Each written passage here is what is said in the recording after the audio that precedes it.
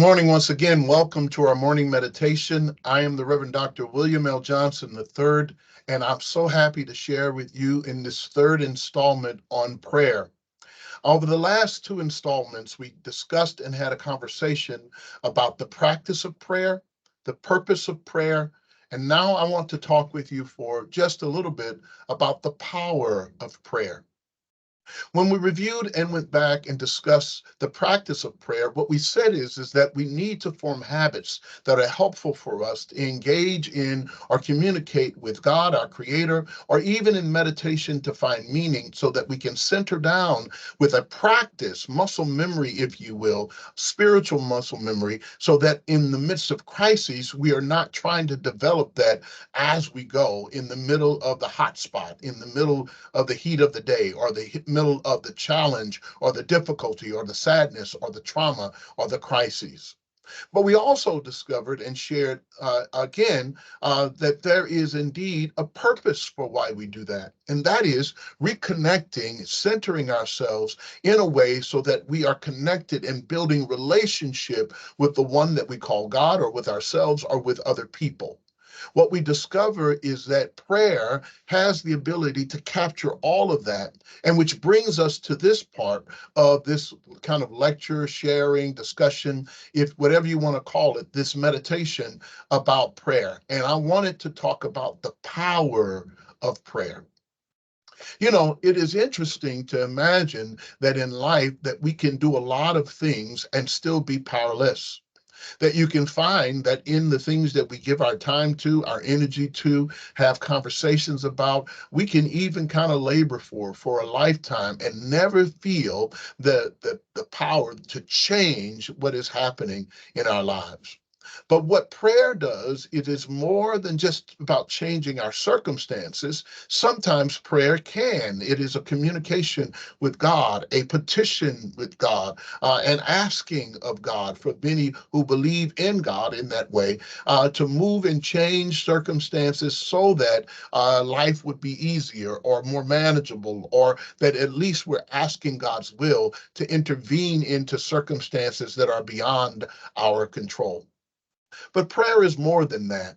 It is more than just changing our environments, but prayer is about changing us. And it has the power, whether the environment around us changes, prayer certainly has the power to change us, our perspective, our idea about who we are in the midst of it, or how we respond to the circumstances that life brings. Prayer and meditation and centering down, like we talked about in the purpose last time, we shared about those who were feeling that they needed to let their souls catch up to them. Prayer has the power, when those souls do catch up, to change, shape, nurture, incubate, to love on, to massage, to mature those souls that are in need of desperate repair. For many of us, we have gone the journey. We started out doing pretty good. We started out really engaged. And then over time, life happens and we wear down and we get weary and we struggle a bit.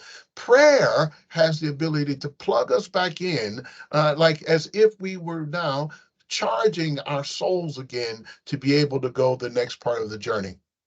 I never shall forget the learning lesson that I had as I had a new cell phone, and I was trying to figure out what was wrong with the thing.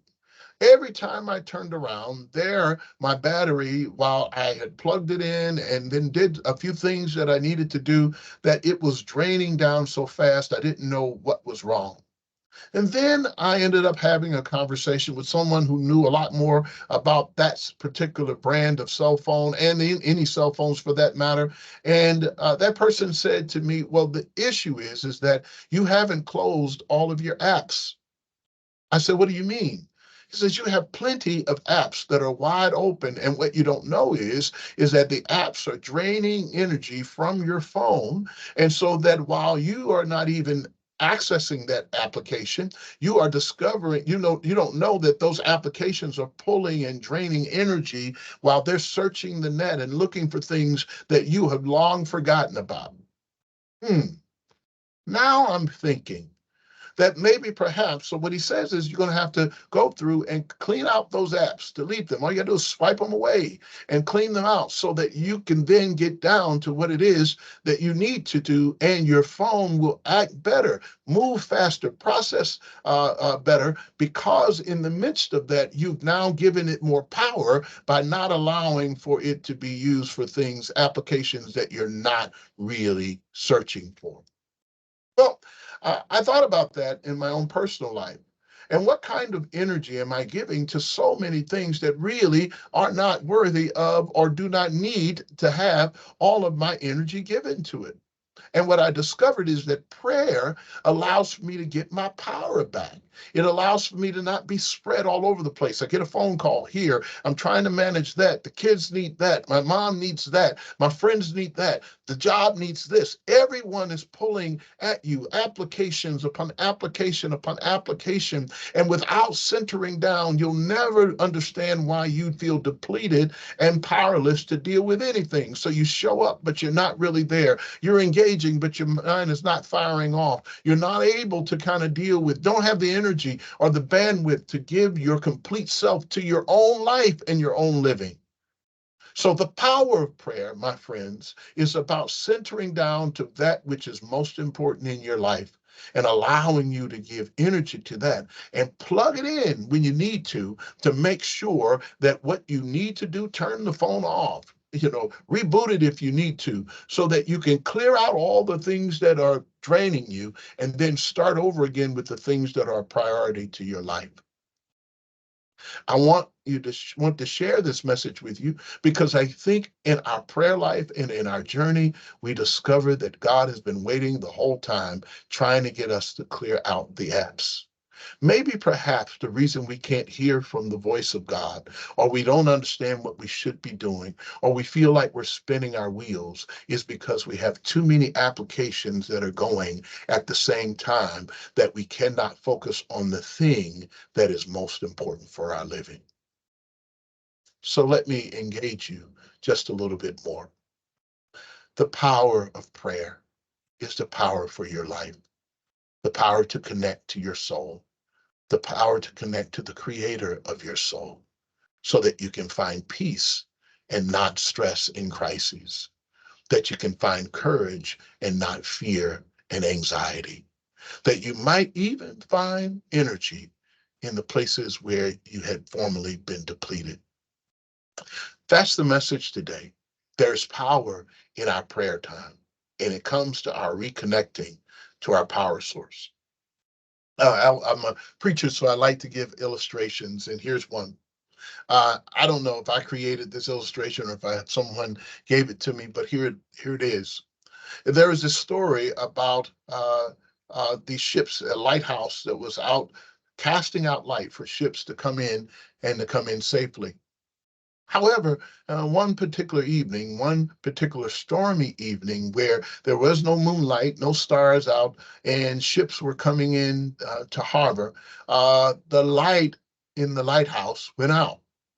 And they were panicked. They didn't know what to do because they knew it was time for those ships to start to come into harbor. And there they started scrambling around. So they got together, decided they would try to figure out what was going on. They looked at certain parts of the light in the lighthouse. They tried to figure out what was wrong with it. They changed the bulb. They wiped down things. They tried to figure out what was wrong until they finally called the gentleman who had built the lighthouse, and they said, well, what's wrong with it? We don't know really what's happening.